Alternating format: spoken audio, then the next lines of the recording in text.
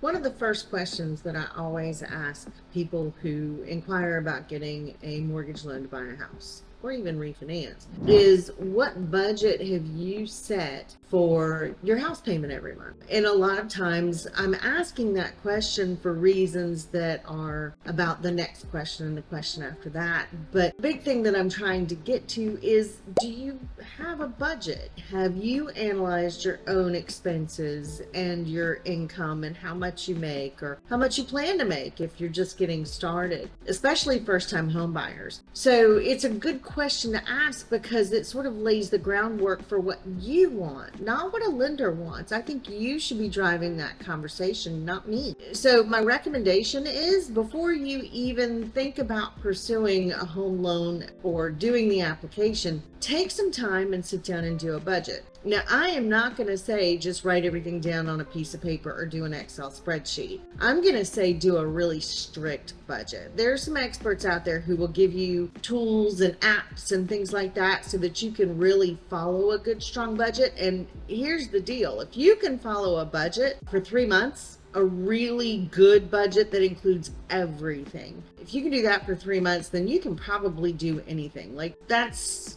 rocket science right there. So when you do a budget, here's a couple of things to remember. Include everything, not just the boring stuff or the difficult stuff. Include the fun stuff too. If you want to make sure you have date night once a month, put it in the budget. If you know that you've got gifts to give, put gifts in the budget, because you don't want surprises. The idea is that I want you to be able to manage your money, not money manage you, right? You should be in control of that. And then what that leads to is you being in control of how much money goes out. Let's face it, you work hard for what comes in. You go to your job every day, or you've worked hard in your retirement and you're retired, and so you got retirement income. Whatever the circumstances, any money that comes in the door, you've earned.